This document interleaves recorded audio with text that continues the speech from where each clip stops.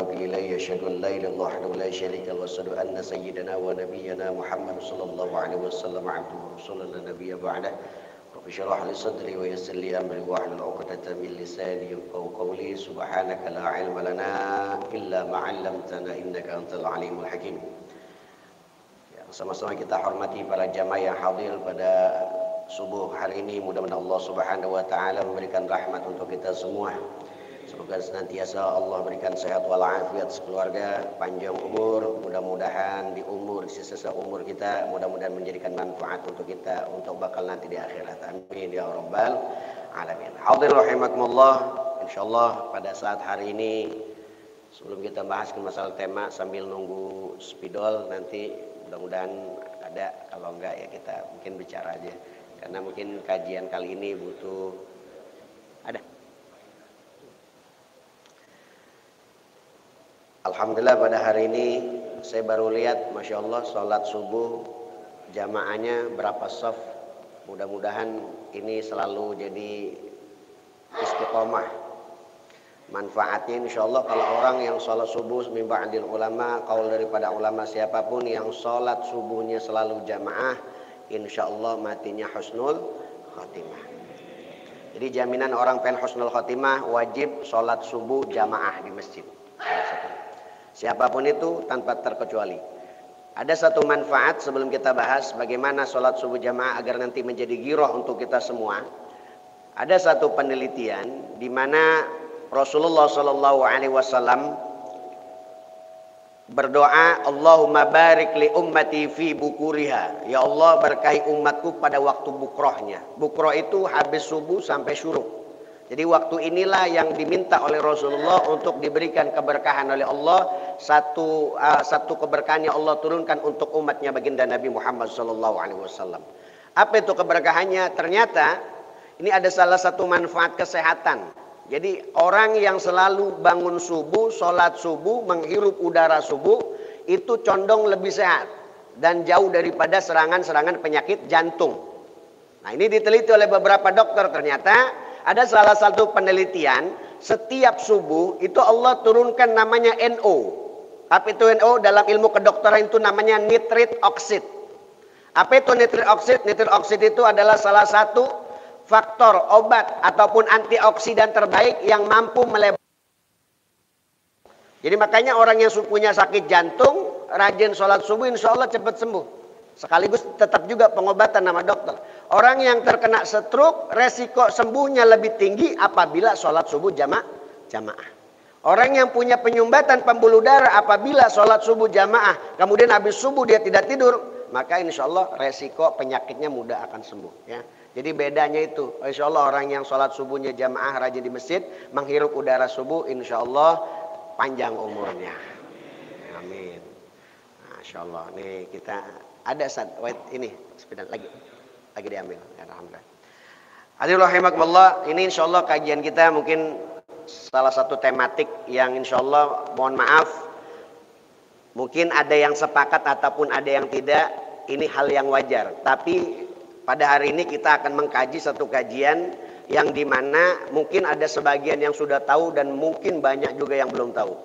Tapi ini memang kajian ini untuk mengenalkan kita agar kita tahu siapa musuh-musuhnya Allah Subhanahu wa taala. Dari silsilah-silsilah inilah nanti kita akan dapat sesuatu yang menakjubkan di akhir zaman, yang mana kalau kita dapati ini kita akan semakin meningkatkan ketakwaan kepada Allah Subhanahu wa taala.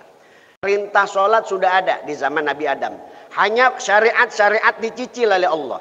Di zaman dulu Nabi Adam ketika punya anak Nabi Adam itu bisa nikah dengan saudaranya karena syariat belum sempurna.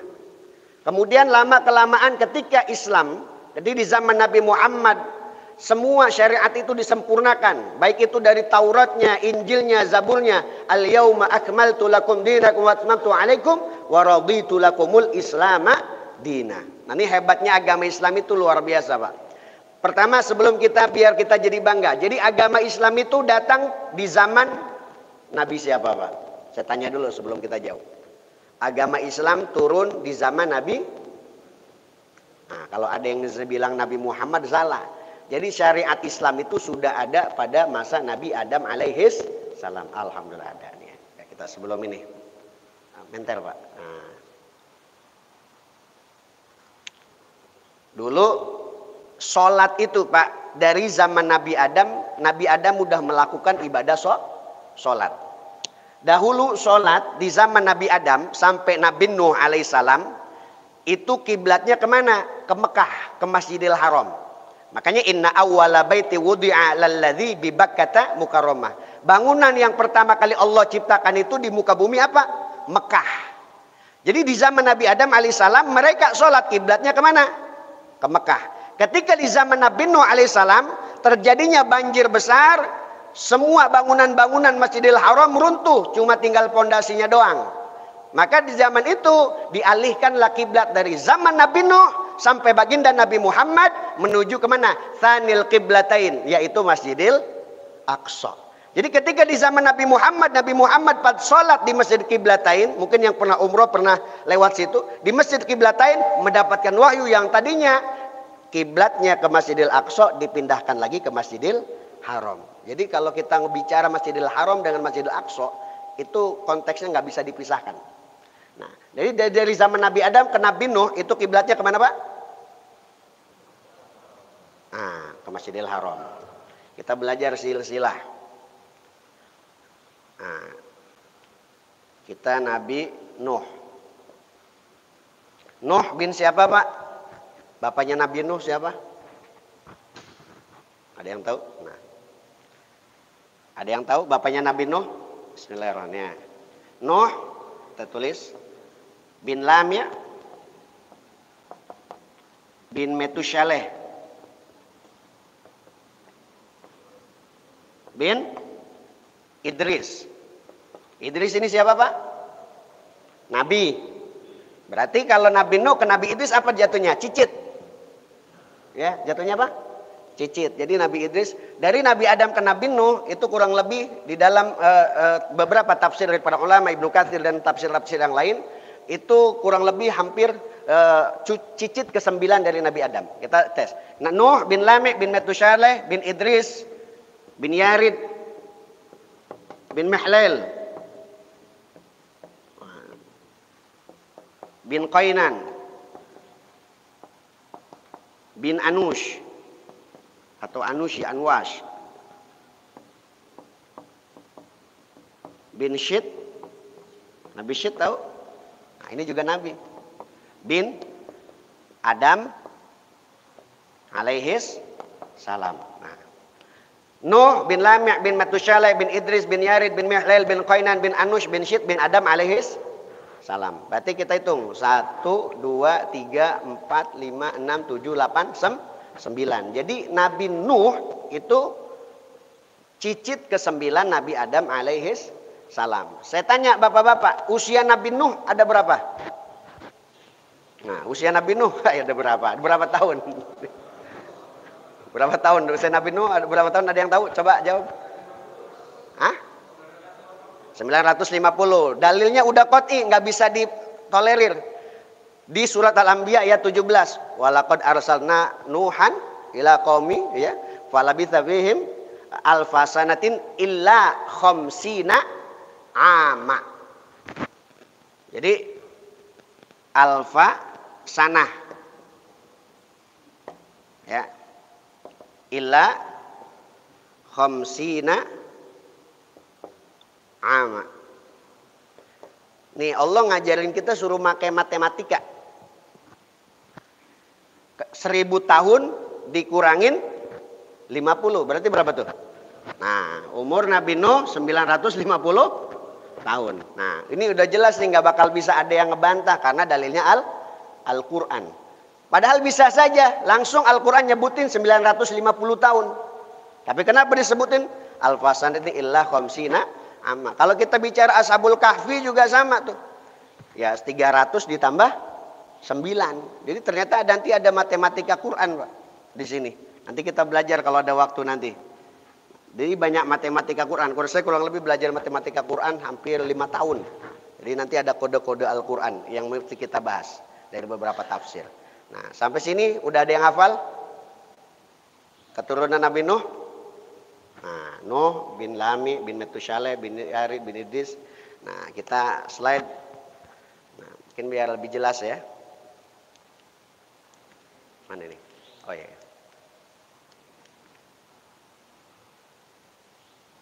Nah, itu. Nuh bin Lamih bin Metushaleh bin Idris bin Yarid bin Mahlail bin Qainan bin Anush bin Syid bin Adam alaihis salam. Nah, di sini keterangan surat Nuh ini kebalik ini apa ayatnya. Nah, Nuh punya anak berapa, Pak? Anak Nabi Nuh berapa? Nah, itu ada di situ tuh. Biar kita coret-coret juga walaupun ada di situ biar lebih enak memahaminya, Pak. Nabi Nuh alaihissalam punya anak berapa, Pak? Nah, kalau di sini 3. Nah, aslinya berapa? 4 sebetulnya. Nabi Nuh punya anak 4, tapi yang selamat 3 tuh. Siapa? Salah satunya Sam, Ham, dan Yafith. Ya. Nah, Sam ini siapa? Sam ini hijrah ke bagian Hijaz. Makanya dari Sam ini keturunannya apa? Orang Hijaz, yaitu orang Arab. Nih, Arab ini rata-rata keturunannya dari Sam. Nah, di situ ada keterangannya. Sam itu dari Hijaz, Romawi, dan keturunan-keturunan bangsa Sudan dan lain-lain. Nah, ini kalau Ham itu Habasyi. Habasyi, artinya apa? Si Ham ini rata-rata menuruni kulit hitam alias negro. Ethiopia, begitu Afrika. Nah, itu dari siapa nih? Dari Ham. Jadi kalau dari Sam ini orang Arab, dari Ham Habasyi, dari Yafith itu Turki, ya Turkis, sini, ya Cina, nah, termasuk kita nih Indo. Nah mungkin bagian dari situ. Termasuk nanti dari Yafith ini keturunan Ya'juj, Ma'juj, begitu Pak. Satu lagi anaknya namanya Kan'an. Nanti dari Sam ini juga ada nama anak namanya Kan'an. Makanya disebutnya nanti Kan'an, negeri Kan'an. Negeri Kan'an itu bukan Kan'an ini, tapi Kan'an daripada keturunan Sam. Nanti kesananya Namrud itu keturunan dari Sam. Nabi Ibrahim keturunan dari Sam. Bahkan kepada baginda Nabi Muhammad keturunan dari Sam. Begitu Pak. Nah, dari sini,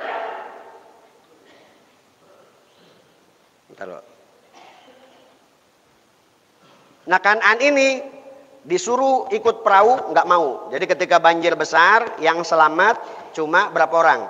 Ada riwayat mengatakan 80 orang, ada riwayat mengatakan 85 orang, ada riwayat mengatakan masyhur 83 orang. 3-nya siapa? Sam, Ham, Yafith. 80-nya siapa? Semenjak terjadinya tragedi Nabi Nuh alaihissalam, di situ terputus semua silsilah kecuali terfokus kepada 3 keturunan ini. Berarti yang 80 ini siapa? Apakah yang 80 ini nggak punya anak? Apakah 80 ini laki-laki semua? Secara riwayat ulama masyhur mengatakan, beberapa ulama-ulama Mesir menyatakan, ini yang 80 ini adalah masih anak cucu Nabi Nuh alaihis salam. Makanya ketika di zaman Nabi Nuh semua silsilah terputus kecuali terfokus kepada 3 silsilah ini, Bu. Jadi yang lain enggak. Kalau andai kata umat Nabi Nuh ada 80 orang, mungkin akan ada silsilah-silsilah yang lain. Tapi semenjak banjir Nabi Nuh, semua silsilah terfokus kepada 3 ini. Maka berarti yang 80 itu adalah anak dan cucu Nabi Nuh alaihis salam. Begitu Pak. Karena usia Nabi Nuh pada saat itu 950 tahun. Nah, sampai sini bisa dipahami Pak ya. Nanti kita belajar. Nah, ini silsilah Namrud. Kelihatan Pak? Ini Namrud bin Kan'an, bin Kush, bin Sam, bin Nuh. Jadi Namrud ini masih keturunan siapa? Nah, dari Sam. Namrud hidup pada tahun 2275 sebelum Masehi sampai 1943 sebelum Masehi. Kemudian, nah ini silsilah Nabi Ibrahim. Kira-kira ketemu nggak Nabi Ibrahim sama Namrud? Ketemu. Nah, Nabi Ibrahim itu, Namrud itu usianya sampai 400 tahun. Namrud itu usianya sampai 400 tahun. Nabi Ibrahim Ada yang hafal kisah Nabi Ibrahim sebelum itu? Ibrahim bin Azar atau bin Tera, bin Nahur, bin Saruj, bin Ro'u, terus bin Falih, bin Abir, bin Syalih, bin Arfakhshad, bin Sam, bin Nuh. Lagi-lagi keturunan Sam. Nah, nih. Mana tadi? Nah, Ibrahim bin Azar, bin Nahur, bin Saruj, bin Ro'u, bin Falih, bin Abir, bin Syalih, bin Arfakhshad, bin Sam, bin Nuh. Tadi Namrud cuma 5. 1, 2, 3, 4, 5 dari silsilahnya. Kalau Nabi Ibrahim berapa? 1, 2 sampai 11. 11 ya. Nah, Nabi Ibrahim hidup pada 1997 sebelum Masehi. Kemudian wafat 1922 sebelum Masehi. Disebut dalam Al-Qur'an 69 kali Nabi Ibrahim alaihis salam. Usia Nabi Ibrahim 120 tahun. Saya tanya sama bapak-bapak, Nabi Ibrahim nikah, istrinya berapa, Pak? Nah, istri Nabi Ibrahim berapa? Ada yang jawab 3, ada yang jawab, ada lagi 4. Wah, ada yang 4, banyak banget, Pak. Kalau di dalam Al-Qur'an, Pak, nah, istri Nabi Ibrahim disebut cuma 2 ya. Sarah sama siapa? Sarah sama Hajar. Tapi kalau di dalam kitab Injil, Taurat atau kitab-kitab Israiliyat, di zaman Mesir kuno, orang-orang ulama-ulama Mesir itu suka ngumpulin, Pak. Jadi banyak kitab-kitab manuskrip di situ. Istrinya adalah siapa? Yang ketiga siapa namanya? Ada yang tahu? Kalau di dalam kitab Injil, di dalam kitab Taurat itu ada 3. Yang ketiga sama keempat. Yang ketiga itu namanya Kontura. Yang satu lagi namanya Hajun. Yang keempatnya.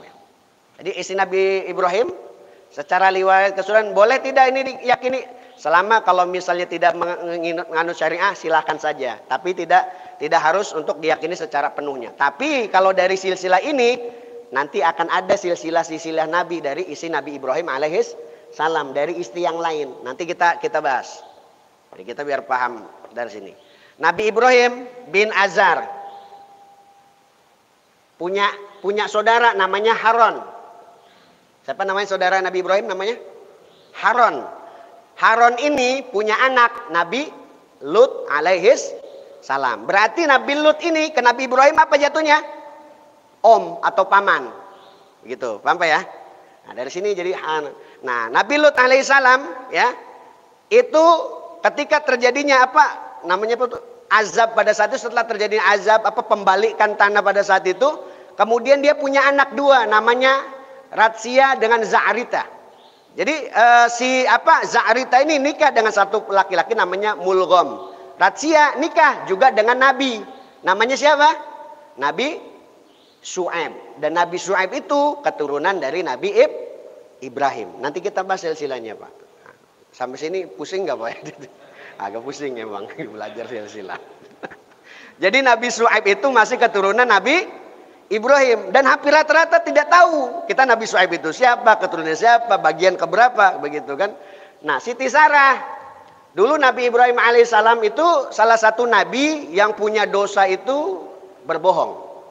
Jadi salah satu nabi yang berbohong itu adalah Nabi Ibrahim. Tapi kebohongan walaupun kebohongan demi baik, tapi untuk kelas nabi itu tetap jatuhnya dosa besar. Jadi Nabi Ibrahim itu dulu berbohongnya apa? Berbohongnya demi kebaikan. Satu, ketika Nabi Ibrahim alaihissalam dia datang ya, pada saat itu di masa Namrud. Pas masa Namrud itu Nabi Ibrahim alaihissalam dia berbohong. Ayo ada festival yang diadakan oleh Namrud. Nabi Ibrahim diajak, ayo ikut festival.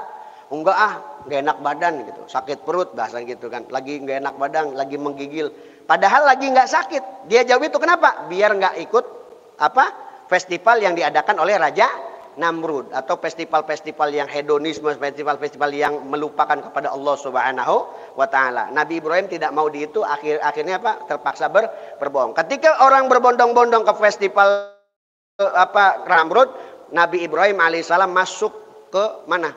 Ke patung-patung yang dibuat oleh Raja Namrud. Ya. Pukul-pukulin, dihancur-hancurin. Semua itu patung disisain yang paling gede. Itu kampak yang tadinya dipegang Nabi Ibrahim dikalungin ke patung yang besar. Kemudian Namrud marah, a'alta fa'alta bi alihatina hadza ya Ibrahim? La bal fa'alu kabirum hada. Bukan saya. Nah, padahal dia yang ngancurin. Nah, itu kali bohong kedua. Bohong yang kedua itu. Mungkin yang gede ini, mana mungkin itu patung bisa ngancurin patung-patung yang lain. Itu dia bisa kalau memang nggak bisa gerak ngapain disembah, kata Nabi Ibrahim. Nah, dari situlah musuhan nama Namrud ya, sehingga Nabi Ibrahim alaihissalam sampai dibakar begitu. Yang ketiga, ketika dia datang kepada Maharaja Mesir, yaitu Raja Heksos. Itu dia dikasih hadiah oleh Maharaja Mesir, yaitu Hajar untuk ngebantu Sarah. Dari sini Hajar ini salah satu yang suka ngebantuin Siti Sarah. Hajar Sarah ini punya anak namanya siapa Pak? Anak Siti Sarah. Jadi Hajar ini Siti Sarah ini nggak hamil-hamil. Kemudian Siti Sarah suruh menikah Nabi Ibrahim ini dengan pembantunya Siti Hajar gitu. Siti Sarah akhirnya yang hamil duluan siapa? Hajar. Nah, Hajar ini punya anak siapa? Ismail. Ingat ya, ini Maharaja Mesir ya, bukan Firaun. Beda. Jadi Firaun itu di zaman Nabi Yusuf itu masih kerajaan Heksos. Di zaman Nabi Musa baru adanya Ramses I, Ramses II dan seterusnya. Jadi dinasti ke-19. Nanti kita mudah-mudahan ada waktu kita bahas secara detail. Ini Siti Hajar punya anak Ismail, Siti Sarah punya anak Ishak. Perbedaan usia Nabi Ismail dengan Nabi Ishak berapa? 14 tahun. Jadi pas Nabi Ismail usia 14 tahun, Nabi Ishak lahir. Nah, waktu itu kan waktu masih kecil Nabi Ismail pas Siti Sarah terdengar hamil, ditinggalin. Di mana? Di Mekah. Nah, makanya ada namanya sa'i itu. Yang dia bolak-balik dari Safa ke Marwah. Kemudian ketika ada perintah dari Allah, ketika Nabi Ismail sudah mulai dewasa, Nabi Ibrahim suruh balik lagi. Suruh apa lagi? Suruh membangun Ka'bah. Makanya ketika itu Nabi Ismail membantu Nabi Ibrahim membangun kembali Ka'bah yang pada saat itu diruntuhkan akibat banjir besar. Sampai sini. Nah Pak, kita bahas Ibrahim bin Saruj. Nah ini Pak ya.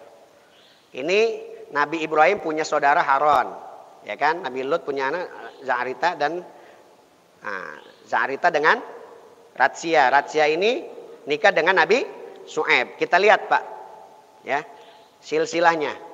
Oke. Hajar memiliki anak Sarah memiliki anak Nabi Ishak, yaitu disebut 17 kali dalam Al-Quran. Nabi Ishak hidup pada 1897 sebelum Masehi sampai 1717. Hajar memiliki anak Nabi Ismail alaihissalam disebut 12 kali Nabi Ismail di dalam Al-Quran. Kontura ini punya anak namanya Zimron, Yokshan, Medan, Madian. Nah, Madian, Isba, Su'ah. Kemudian Hajun ini punya anak Kisan, Luton, kemudian Nafis, Sauroj dan Amim. Ya, kemudian, Nabi Syuaib ini, ya. Kita bahas silsilah Nabi Syuaib. Syuaib bin Mikail bin Yashjur. Ya, Yashjur bin Madian, Madian bin Ibrahim. Jadi Nabi Syuaib itu keturunan siapa? Keturunan Nabi Ibrahim. Dari siapa? Anaknya namanya Madian. Madian ini makanya Nabi Syuaib itu tinggal di negeri Madian disebutnya. Madian ini siapa? Madian ini siapa, Pak? Madian ini keturunan daripada istri ketiga Nabi Ibrahim, yaitu Kontura tuh, Zimron, Yokshan, Medan, Madian. Dari sini Pak. Berarti Nabi Syuaib masih keturunan Nabi Ibrahim alaihis salam. Tuh. Kurang lebih Nabi Syuaib usianya 110 tahun, disebut 11 kali dalam Al-Quran. Nah, masa Nabi Syuaib ini nanti punya anak lagi, nanti masih banyak silsilah para nabi dan rasul. Nah, kita bahas dari Nabi Ibrahim alaihissalam. Nabi Ibrahim alaihissalam punya musuh. Namanya siapa, Pak? Musuh Nabi Ibrahim. Namrud. Bahas Namrud. Kita sebelum membahas Bani Israel. Namrud ini, Pak, dulu salah satu raja yang berkuasa, sombong, tidak mau kenal dengan Tuhan. Namrud ini punya keistimewaan, Jadi ada beberapa keilmuan yang beliau kuasai. Astronomi. Ilmu astronomi, ilmu langit. Itu astrologi.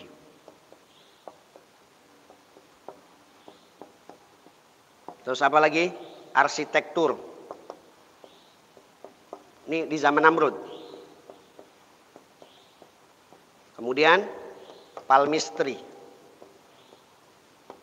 Ada yang tahu ilmu palmistry? Ilmu ramal-meramal. Karena dia membuat ilmu itu agar apa? Agar manusia jauh dari Tuhannya. Jadi Tuhan gak usah ngikut-ngikut ajaran kita. Biar urusan kehidupan kita, biar kita yang ngatur. Nah di sini nih, ajaran Namrud ini sampai sekarang didoktrin kepada anak-anak dan cucu kita. Termasuk di media sosial, YouTube dan lain-lain. Biar kita paham nanti Pak. Palmistry ini apa? Horoskop. Gemini, Pisces, apalagi tuh? Scorpio, Taurus. Nah itu tuh. Sekarang anak-anak muda lebih paham itu. Itu ilmunya dari siapa? Dari Namrud. Secara anak kita dijauhkan dari Tuhannya dengan keilmuan yang dibuat oleh Namrud. Satu. Namrud ini punya ibu. Namanya siapa? Namanya Samiramis. Ada yang pernah tahu Pak Samiramis? Nah, pernah dengar Samiramis? Nah, biar kita paham. Namrud ini punya ibu namanya Samiramis. Bahayanya Pak, Namrud ini nikah dengan ibunya sendiri yaitu Samiramis. Siapa itu Samiramis? Kalau dalam bahasa Inggris disebut Esther. Esther. Bahasa Inggris ya. Ada nama-nama lain. Kemudian Estre. Estre itu Anglo-Saxon. Kemudian dalam bahasa Babylon disebut apa? Ishtar. Nama lainnya Pak. Babylon. Babilonia, bahasa Babylon. Ada Astaroth. Siapa Astaroth itu? Nah, sama saja Samiramis. Ini dalam bahasa Hebron. Wilayah-wilayah dari Palestina. Ada dekat-dekat Palestina, Pak. Di situ. Astaroth. Kalau dalam bahasa Yunani disebut Dewi Astarte. Nah, Namrud itu punya ibu Samiramis. Jadi Namrud nikah dengan ibunya Samiramis. Ini data dari guru-guru kita. Kemudian punya anak lagi dari hasil di luar perkawinan yang lain namanya Tamuz. Disebutlah apa? Ini awal mula Trinity pertama Pak. Makanya di zaman-zaman ini nanti keturunan-keturunan Namrud itu Fir'aun itu membuat gedung segitiga. Piramid. Itu Trinity. Kenapa? Dari zaman Namrud ini dibentuk arsitektur. Oke kita bahas. Samiramis ini punya lain namanya Esther. Astarte. Ada ini bahasa Hebrew. Ini dalam Astarte ini Yunani. Dewi Astarte. Orang Yunani bilang Dewi Astarte. Namrud ini bisa dibilang kalau dalam orang bilang Zeus. Tahu Zeus Pak? Yang pernah main slot pasti tahu itu. Nah, Zeus. Kalau ini Samiramis disebut Athena, Dewi Athena. Kalau dalam India itu Krishna sama Deviska kalau nggak salah. Nah dan seterusnya Pak. Jadi itu bahasa-bahasa beda. Makanya kalau Nabi Ibrahim itu dalam bahasa orang India bilang apa? Brahmana. Nah kalau kita lihat cek di kitab-kitab orang-orang India tuh. Waktu kemarin kan viral tuh orang India, Mekah itu adalah punya bapak kami yaitu Nabi punya Brahmana. Brahmana itu di dalam kitab mereka tidak punya jari Pak. Makanya kita lihat kalau Bapak pernah ke Mekah, lihat makom Ibrahim. Itu hampir tidak ada bekas jarinya. Jadi nggak ada jarinya. Makanya disebut oleh orang India Brahmana. Kalau orang kita belum sebutnya apa? Ibrahim. Sayangnya mereka menuhankan. Betul. Tidak menuhankan Allah Subhanahu wa ta'ala. Itu kesalahan mereka. Nah, Hebron ini namanya Astarot. Dari Astarot. Rot. Pernah dengar kalimat Rot, Pak? Ingat-ingat Pak, pernah dengar kalimat Rot? Ada satu tokoh bankir di dunia, namanya Rothschild. Ada yang tahu nama ini, Pak? Roth artinya Ratu Dewi Astarot. Child adalah anaknya Dewi Astarot. Jadi Rothschild ini masih ada darah kepada Raja Namrud. Sampai sini paham, Pak? Mau dilanjut apa tidak, Pak? Ini agak ngeri soalnya. Lanjut, Pak? Lanjut. Ya, Bapak yang minta ya. Siapa Dewi Astarot itu? Bapak kalau jalan-jalan di Amerika, ada patung ibu-ibu megang buku, tangannya lagi gini. Megang apa? Api. Apa tuh namanya? Statue of Liberty. Bapak tahu patung Liberty di New York? Yang dihadiahkan Prancis untuk Amerika? Pada saat itu di peperangan salib, setelah itu patung Liberty inilah simbol daripada siapa? Dewi Astarte. Dewi Astarot.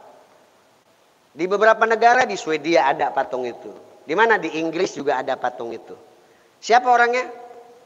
Ibunya Namrud. Siapa? Namanya Dewi Samiramis. Nah, di sini, dari sini, Pak, kita kalau ngelihat TV itu ada tuh Columbia Tristar. Ya kalau Bapak lihat RCTI itu kalau ada film tuh ada emak-emak bawa obor, bener Pak? Pernah lihat Pak? Itu siapa? Sama orang itu juga. Bapak pernah lihat kalau misalnya ada satu logo, ada ibu-ibu pakai mahkota dengan tangan banyak, dengan logo salah satu brand kopi. Apa namanya? Starbucks. Itu siapa? Dewi Astarte. Suka tidak suka, mereka ini orang-orang Yahudi ini sangat cerdas untuk memanipulasi otak umat Islam. Star artinya bintang, bintang itu bintang Yahud. Bucks artinya penyembahan. Menyembah bintang. Namrud ini pertama kali membuat satu konsep namanya Illuminati. Pernah dengar Illuminati, Pak? Nanti kesananya timbulnya Dajjal, Pak. Konsep Illuminati ini apa? Adalah sang pencerah yang mencerahkan. Orang yang dicerahkan adalah illuminator atau illumination. Itu orang yang pengikutnya disebut orang yang dicerahkan. Kira-kira yang mencerahkan itu bulan apa matahari? Bulan apa matahari Pak yang mencerahkan? Matahari. Makanya Namrud itu mendewakan matahari. Salah satunya. Jadi ketika dia mendewakan matahari, makalah ditimbullah penyawan. Nah, timbullah satu kalimat. One, eyes, sun, God. Apa itu? Ya, Tuhan mata satu. Itu Tuhan matahari. Siapa? Dajjal. Sampai sini paham, Pak? One, I, Sun, God. Oke, kita balik lagi ke Rothschild.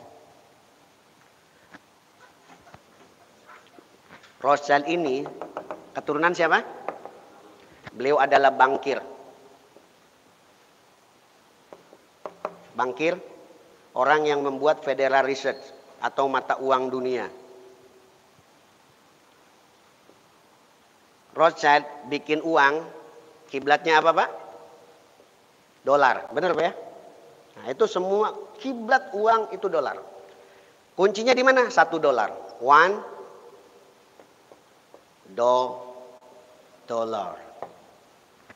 Kalau dibalik di mirroring, tulisannya apa? Our Dajjal.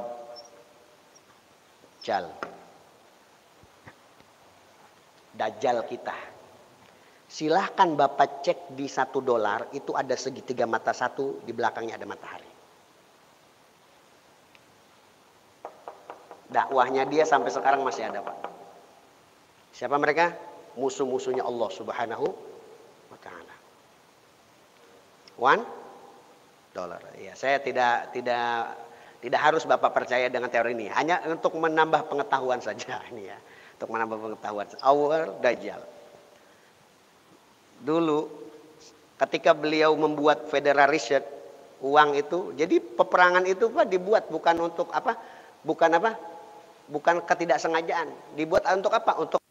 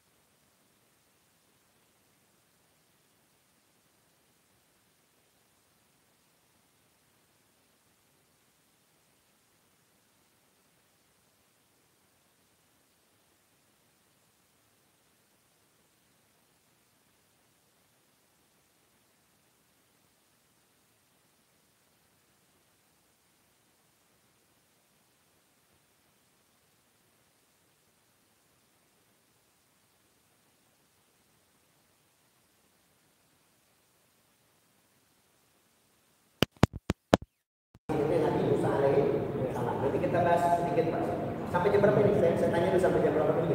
Jam berapa? Malah salah paham. Sampai selesai.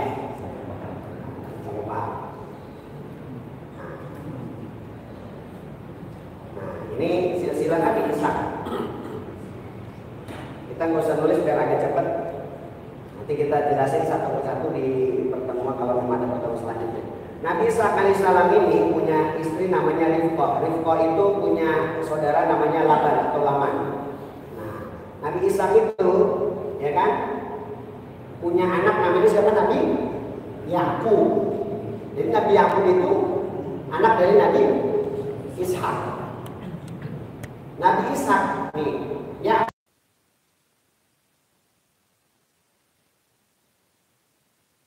Itu dipanggilnya siapa? Israel. Kalau di Al-Quran disebut ya Bani Israel, siapa? Berarti keturunannya Nabi Yakub. Begitu Pak ya. Bani Israel, Isra artinya apa?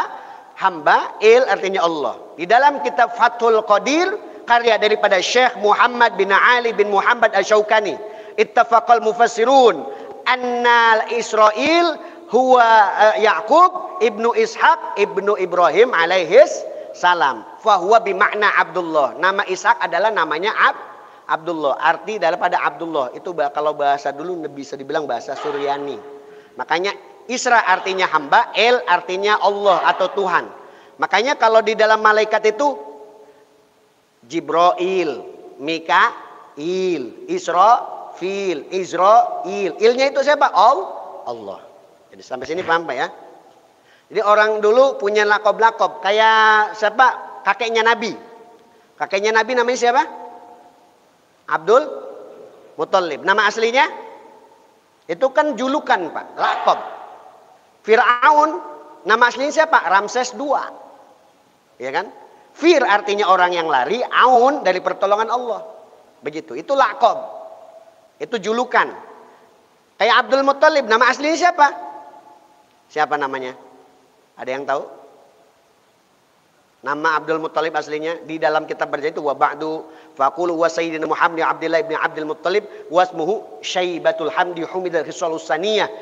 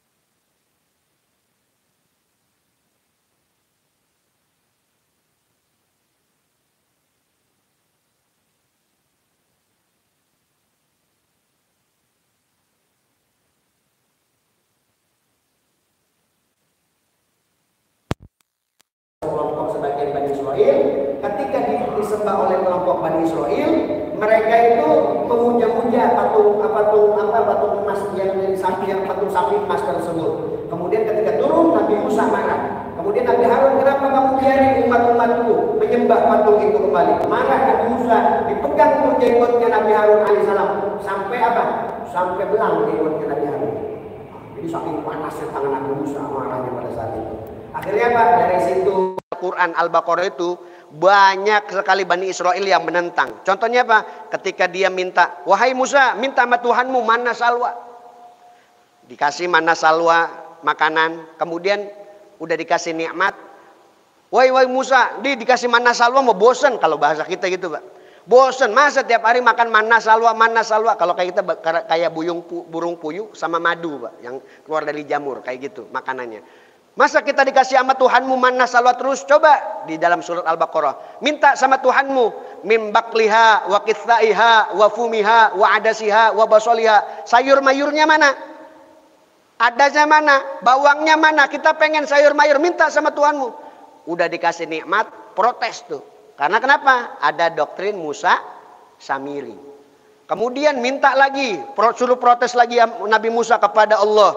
Apa? Minta air minum. Makanya di Al-Quran disebut fang fajarot min husnata asyrota aina. Tongkat Nabi Musa diketok ke batu, kemudian terpancar 12 mata air. Dibuat minum. Masih juga mereka ngebangkang. Satu surat Al-Baqarah itu bunyinya pembangkangan Bani Israel di zaman Nabi Musa alaihis salam. Disebutnya apa? Al-Baqarah itu tentang sapi-sapi di zaman Nabi, sapi betina yang ada di zaman Nabi Musa. Nah dari situ Allah utus ular-ular kecil Pak. Allah utus ular-ular kecil, siapapun yang ngebangkang terhadap syariat yang Allah berikan terhadap Nabi Musa, itu Bani Israel yang ngebangkang dipatok ular. Tapi tidak mematikan, sakit dia. Setiap dipatok sakit. Akhirnya si Musa Samiri ini ngedoktrin lagi. Bikin patung Seven of Bronze. Patung perunggu ya, yang dengan dililitin oleh patung ular, dililitin kayak tongkat dililitin oleh patung ular tersebut. Kemudian setiap kali dipatok oleh ularnya Nabi Musa, ya kan? Ini Bani Israel ini, kamu dipatok ular Nabi Musa, kamu lihat patung ini dengan sihirnya Tusi Samiri. Ketika lihat itu patung Seven of Bronze, sembuh. Setiap kali dia dipatok patung ular Nabi Musa, setiap kali ngelihat itu patung sembuh. Dan itu menjadi simbol logo kesehatan dunia. Paham Pak? Paham Pak? Nah, nggak usah kita sebut lah.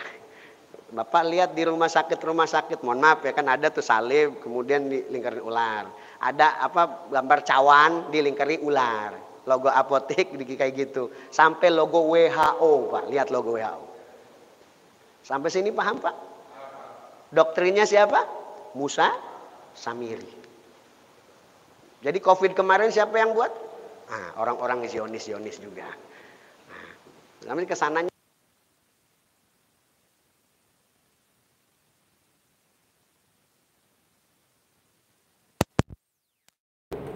Dulu yang membebaskan tanah Masjidil Aqsa. Jadi di zaman Nabi Sulaiman itu Bani Israel terpecah, orang-orang Yahudi terpecah.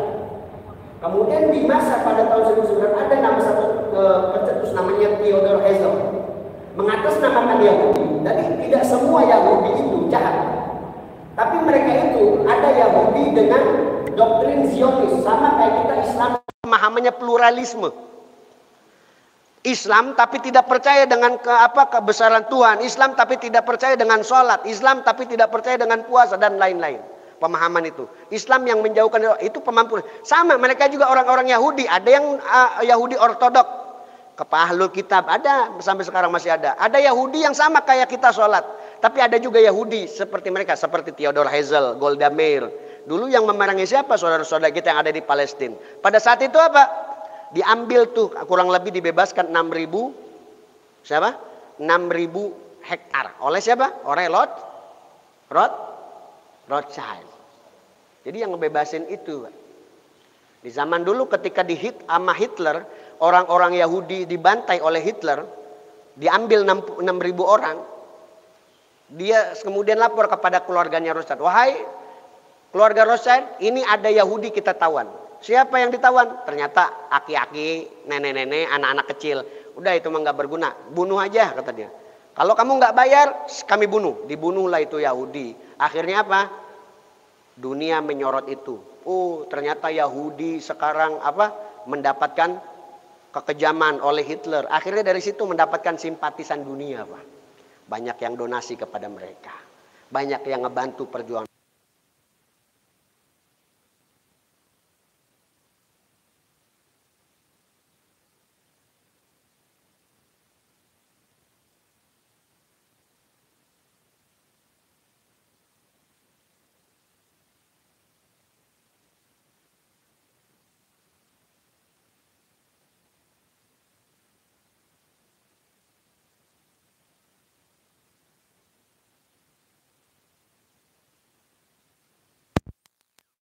Ilmuwan, kenapa sekarang Masjidil Aqsa diperebutkan? Dahulu Pak, di peperangan salib itu mereka di Prancis itu sudah mendapatkan buku sihirnya Nabi Sulaiman alaihi salam. Konon wallahu a'lam. Saya baca itu di beberapa sumber, mereka mendapatkan buku sihirnya Nabi Sulaiman alaihi. Dari buku sihir Nabi Sulaiman itu terciptalah teknologi hebat sekarang. Sihir. Saya ngomong di sini, Bapak di Tangerang bisa kedengeran. Sihir apa bukan? Sihir. Teknologi adalah sihir. Zaman dulu orang bisa terbang, sihir bukan? Sihir. Sekarang orang bisa terbang. Hebatnya teknologi. Dan mereka ingin memperebutkan satu teknologi kuno yang ada di sini. Satu teknologi kuno itu pengen mereka perebutkan, konon akan bawa yang saya baca seperti itu di beberapa jurnal. Mereka pengen memperebutkan teknologi kuno yang ditinggalkan oleh Nabi Sulaiman alaihissalam, termasuk teknologi kuno tersebut berupa energi besar inti bumi. Bayangin, energi besar inti bumi yang ingin mereka perebutkan. Jadi Zionis kenapa sampai rela kebunuh saudara-saudara kita di Palestina? Karena pengen menguasai teknologi kuno, yang mana ilmuwan-ilmuwan, kata ilmuwan tersebut dari zaman dulu sampai sekarang belum pernah ada ilmuwan yang memecahkan itu semua. Apabila itu didapatkan teknologi kuno tersebut, energi yang ada di dalam Masjidil Aqsa tersebut, maka mereka akan mampu menguasai dunia, mengembangkan teknologi. Itulah kenapa di dalam Al-Quran, Subhanalladzi asra bi'abdihi lailan minal masjidil haram ilal masjidil aqsa alladzi barakna haulahu, yang kami berkahi sekitar Masjidil Aqsa tersebut. Apa keberkahannya? Bukan hanya jadi tempat suci, akan tetapi energi pusat bumi yang menghantarkan ke langit, energi pusat bumi dan langit itu berpusat di Masjidil Aqsa. Itulah kenapa Nabi Muhammad SAW, saya bahas di beberapa kajian, kenapa Allah Subhanahu wa Ta'ala tidak langsung saja mengisra mi'rajkan Nabi Muhammad dari Mekah langsung ke langit, kan bisa. Tapi kenapa harus dari Masjidil Haram diperjalankan dulu ke Masjidil Aqsa? Karena hanya energi Masjidil Aqsa lah yang mampu menghantarkan Nabi Muhammad menuju langit Allah Subhanahu wa Ta'ala. Orang yang punya pikiran jauh. Ini pusat inti bumi antara langit. Bahkan di Masjidil Aqsa sendiri nanti bisa turun dari langit ini. Sekitar Masjidil Aqsa. Bayangin portal bumi langit pengen dikuasai oleh mereka. Itulah kenapa Elon Musk pengen bikin kehidupan di Mars. Sampai sini paham Pak? Nah, nanti kita dari situ teori-teori konspirasi jatuhnya. Saya bukan orang yang teori konspirasi, tapi yang jelas mereka pengen itu. Bahkan nanti mereka itu orang-orang Yahudi pas sudah mengaktifkan satu namanya zero clinical. Satu teknologi zero clinical ini adalah teknologi untuk menghidupkan orang yang sudah mati. Hilang kan? Itulah kenapa nanti Dajjal akan menghidupkan orang mati. Bisa jadi dengan sihir, bisa jadi dengan teknologi itu sih. Nah, saya kan kalau bahas teknologi sih, sebelum saya tutup Pak, masih banyak Pak, dari sini aja nanti akan ada beberapa kali. Cuma sebelum saya tutup untuk terakhir, saya pernah baca, bisa percaya atau tidak, karena ini saya baca dari Google, dari beberapa dari sumber-sumber jurnal. Kalau ini saya tidak mewajibkan Bapak percaya atau tidak, cuma dari keluarga Illuminati itu, ini saya sudah catat Pak. Ada keluarga Reno, keluarga Lee, keluarga Kennedy, Rothschild, Rockefeller, ada 13 keluarga. Jadi di antara mereka keluarga-keluarga tersebut, katanya ketika mereka meninggal dunia, ada orang penting di situ, maka jasadnya akan diawetkan, di frozen. Salah satunya dari keluarga Reno. Mereka ini Illuminati. Dulu salah satu keluarga dari Reno ini ada satu tokoh besar namanya Walt Disney. Siapa namanya? Walt Disney. Pernah dengar Pak? Kartun anak-anak Pak. Jadi saya mau wanti-wanti dulu. Walt Disney ini dulu ketika itu bikin kartun nggak laku-laku pada abad 19 itu. Kemudian datang kelompok Illuminati menawarkan itu. Lo mau gak gua modalin kartun lo bakal terkenal, tapi susupin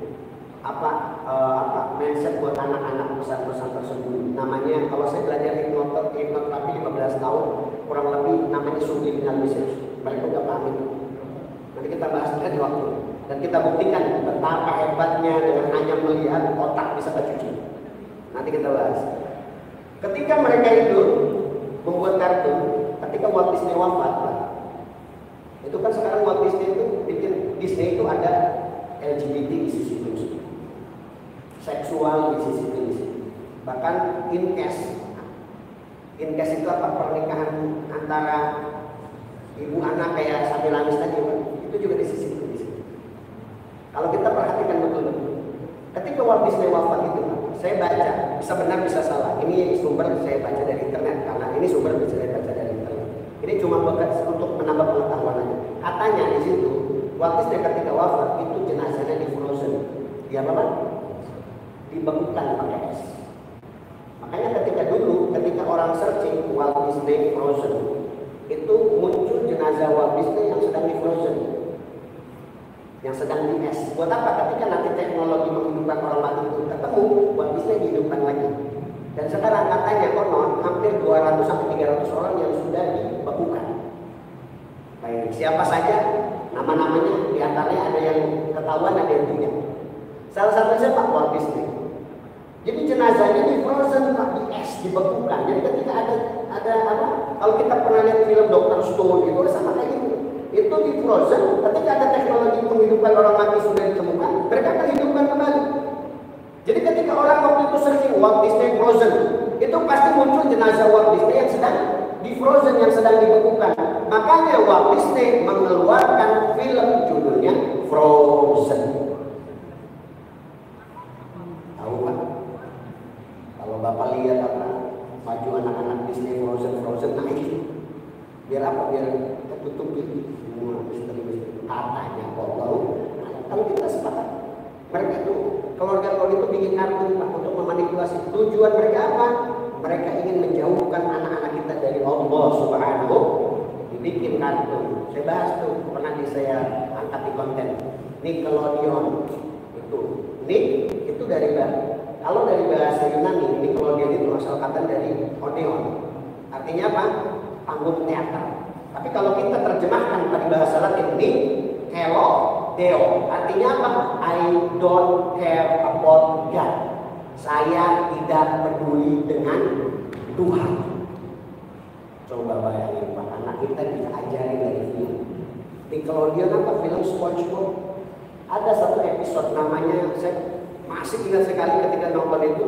Nama episodenya apa? Cephalopod of Watch.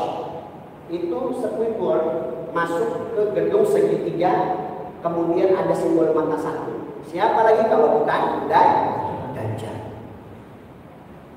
Berarti mereka sudah mulai mengkampanyekan.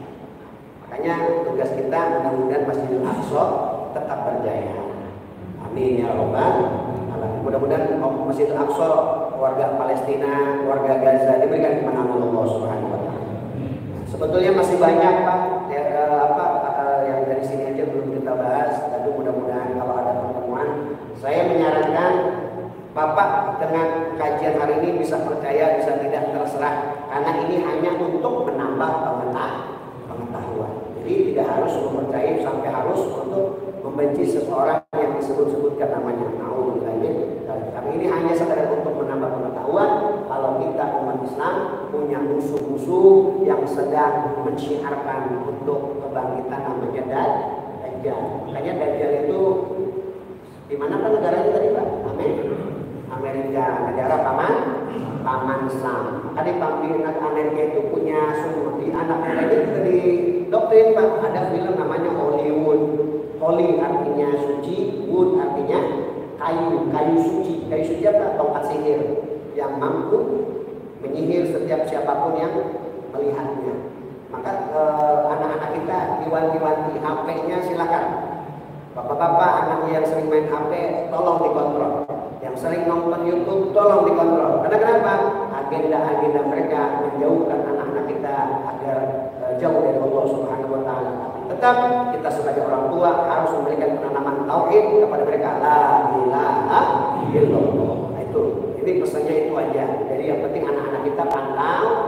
Kalau nonton film itu apa di Netflix, ada film-film Hollywood, The Lord of the Rings, HBO itu, Lord of the Rings itu punya peran namanya Sam. Transformer ada namanya Sam. Setiap film-film Amerika pasti ada aktor namanya Sam. Siapa itu Sam? Sam alias Dajjal. Mereka sudah jauh menciarkan untuk kedatangan Dajjal. Sedangkan kita umat Islam sampai sekarang terlalu terfokus terhadap diri kita sendiri. Tapi tetap pulang dari sini di akhir zaman ini tingkatkan kita iman kepada Allah Subhanahu wa taala. Nanti dari sini nanti sebetulnya masih ada panjang banget sampai nanti akan adanya hadis tahawulat, hadis tentang akhir-akhir zaman. Kayak contoh Pak, hadis tahawulat itu contoh. Nanti satu zaman Yahudi akan terbunuh. Dan diberitahukan ketika Yahudi bersembunyi di belakang batu, kemudian ada batu-batu yang berbicara. Emang ada batu bisa ngomong Pak? Ada. Kalau kita pikir-pikir, kata Syekh Abu Bakar Al-Masyhuri apa? Hati. Apa Pak? Kemarin kan orang-orang Yahudi sembunyi tiba-tiba dari pejuang Gaza, dari pejuang Palestina. Yahudi ngumpet di sini. Kalau Bapak pengen lihat tuh ada tuh di grup Telegramnya tuh, di officialnya mereka. Nanti saya kirim ya biar tahu perkembangan di sana. Sampai sekarang saudara-saudara kita yang ada di sana Pak, mau saya update daripada sahib kita yang ada di Gaza. Sampai sekarang mereka ini saudara-saudara kita ketika mohon maaf mau kencing aja nggak bisa cebok karena lantaran nggak ada air. Ketika BAB nggak bisa cebok, nggak ada air apa lagi buat minum, bayangin. Tapi Masya Allah, mereka semua adalah Insya Allah, kata Rasulullah, para pejuang Palestina, Masjid Al-Aqsa, termasuk menjadi orang-orang yang syahid di jalan Allah Subhanahu wa taala. Amin ya rabbal alamin. Mudah-mudahan sebetulnya masih banyak kajian karena waktu yang tidak memungkinkan. Insya Allah bila ada kesempatan kita akan bahas lagi. Mohon maaf kalau kata yang salah. Sekali lagi ini kajian hanya untuk menambah wawasan dan pengetahuan. Terserah mau meyakini atau tidak, itu tergantung dari pribadinya masing-masing. Tapi yang jelas dari sinilah kita tahu siapa orang yang dekat dengan Allah, siapa orang yang mensyiarkan agama Allah, dan siapa orang-orang yang memerangi agama Allah Subhanahu wa taala. Semoga kita semua menjadi hamba Allah yang istiqomah pada akhir zaman ini, senantiasa menjalankan perintah Allah, menjauhi larangan Allah Subhanahu wa taala. Mohon maaf apabila ada kata yang salah ataupun yang menyinggung. Pada dasarnya ini hanya kajian yang untuk menambah pengetahuan kita agar senantiasa kita semakin dekat kepada Allah Subhanahu wa taala. Mohon maaf pada kata yang salah. Insan la yaqulu 'anil khata' wa nisyan. Manusia tidak luput dari kesalahan dan kelupaan.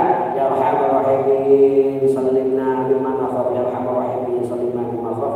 Walhamdulillahi rabbil alamin. Mudah-mudahan kajian ini bermanfaat. Wa'alaikum warahmatullahi wabarakatuh. Wassalamualaikum warahmatullahi wabarakatuh.